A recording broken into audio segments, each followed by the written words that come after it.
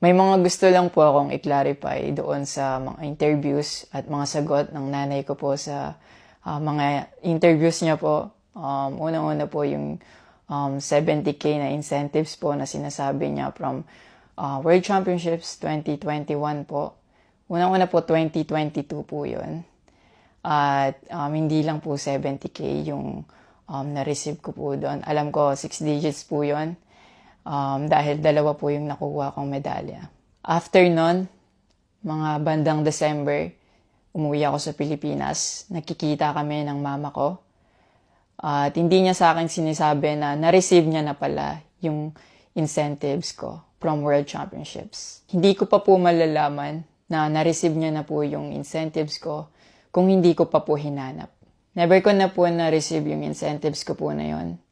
At never ko na rin naman po na hiningi yun sa kanila.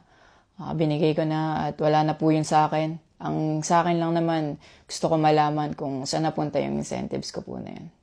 Yung principle po kasi dito wala po sa liit o laki ng amount po na incentives po na ginalaw niya. Kundi po sa pagtago at paggalaw niya nang wala ko pong consent, yung pinapoint ko po sa kanya. At yung about sa red flag daw po si Chloe na sinabi ng mama ko, hinusgahan niya po agad si Chloe sa pananamit at sa pag-akto po niya. Magkaiba po ng kinalakihan. Unang-una, lumaki si Chloe sa Australia at ayun yung nakagisnay niyang culture. At ibang-iba po talaga sa Pilipinas kung paano tayo gumalaw, magsalita o manamit po. At yung about po sa yung mauubos po yung anak ko, nasabi po ng mama ko. Unang-una po si Chloe po may sarili po siyang income. Lahat po ng nakikita niyong gamit o yung pag-travel niya kung saan-saan po. Galing po yun sa pinagpaguran niya po. At bakit naman po ako mauubos? Gaya nga po ng sinabi ko, si Chloe po may sarili po siyang income. And lahat po ng bank account ko po nasa mama ko po. At may mga instances po talaga na si Chloe po yung sumasalo sa akin that time po. Bukod sa incentives po, nasa kanya din kasi yung bank account ko sa monthly allowances sa pag-gymnastics ko. And nung nakuha ko na yung bank account ko po na yun, doon ko po nalaman na inuubos niya po yung laman nun. And nasa akin po yung mga bank statement ng withdrawal po na ginagawa niya po. Sabi niya pa nagsimula daw yung hindi namin pagkakaintindihan dahil kay Chloe daw po. Opo, totoo po yun. Dahil ever since unang-una pa lang, ayaw niya na kay Chloe kahit hindi niya pa po nakikita or nakikilala in person. And mas nagkalabuan po kami nung naglagay po ako ng boundaries sa relationship ko. Kasi pinaglaban ko po si Chloe dahil gusto ko po siya. Yung about sa training camp na kinikwento niya na si Chloe dapat wala na daw doon, sabi ng former coach ko pagdating nung dalawang magte-training camp doon. Usually, kapag magte-training camp kami, palaging naka-hotel. And miscommunicated yon na doon pala sila sa akin na mag-i-stay. Hindi rin totoo na pagpunta nila doon, nung dalawang bata, dapat wala na si Chloe kasi sabay-sabay silang pumunta doon. Actually, nagulat pa yung former coach ko kasi nandun si Chloe. Minelcome naman namin sila talaga. Nag-prepare kami para sa kanila. So, hindi ko alam kung bakit ganun yung mga sinasabi niya. At yung sinasabi niya po na yung dalawang bata po dahil si Chloe yan doon, yung nakabalandra daw yung puwet po. Bilang nakakatandang kapatid po, bilang boyfriend ni Chloe po, at bilang ate at kuya po, kami po aalagaan po namin sila. Hindi namin po gagawin yung mga iniisip niya na ganon.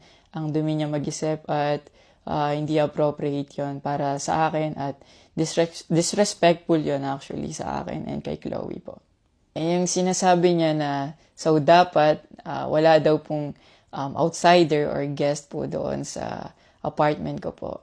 Di din po yung totoo kasi wala naman pong naka-indicate or nakalagay sa contract na bawal yung guest or outsider sa loob po ng apartment po. And actually, invited po si Chloe ng former coach ko from Japan nung SEA Games pa lang po sa Vietnam. So, sinabihan kami na invite mo na lang si Chloe sa Japan and doon kayo mag-hangout. Sabi niya pa na feeling niya daw, nilalayo ako ni Chloe sa kanila. Unang-una po yun, months before nun, kasi uuwi ako parang 3 days yun. Sinabihan ko na sila na mag-i-spend time ako kay Chloe. Nagpunta kami sa Baguio. Sinama ko si Chloe, nag-spend time kami. Nakikipaghalubilo naman po kami, hindi naman ako nilalayo ni Chloe. Actually, pumunta pa kami sa Pangasinan. Like, po kami doon, parang meet and greet. Yeah. Tapos after nun, nagpunta tayo ng Baguio. And then, ikaw pa nga nag-aya na yung sa bike. Yeah, Because we didn't know tayo. what to do Yeah.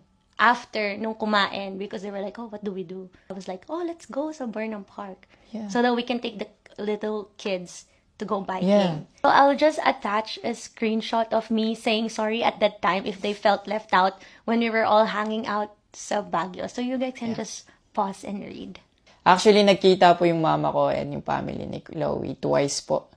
And then, yun, nag-usap po sila. And the last resort, my family made a group chat Yeah. na kasama everybody involved because my family wanted to address kung ano yung issues ni mom mo towards me. Yeah, kasi marami na siyang pinapost. Yeah, madami na siyang pinapost. And even though my family knew na madami na siyang pinapost, my family still welcomed them, treated them with respect and with no judgment na pinaringgan nila yung side ng mom mo, what she had to say about me and our relationship. And then, after the group chat, she left, your mom left, and wala siyang narinig anything from my family. May recent interview po kayo na kinakongratulate niyo po ako. Kung genuine po talaga kayo, maraming salamat po. Ina-acknowledge ko po yung pagka-congratulate niyo sa akin. Pero nagpa-flashback pa rin po talaga yung masasakit yung sinabi sa akin at yung mga hindi nyo pag-wish well sa akin. Like, tumatatak po yan sa akin talaga. Ang message ko po sa inyo na mag-heal kayo, mag-move on, at napatawad ko na kayo long time ago po. Pinagpe-pray ko na maging safe kayo palagi at nasa maayos kayong kalagayan dyan lahat. Tigilan na po natin to at i-celebrate na lang po natin yung mga ginawa po ng paghihirap, pagsasakripisyo ng bawat atletang Pilipino dito sa Olympics.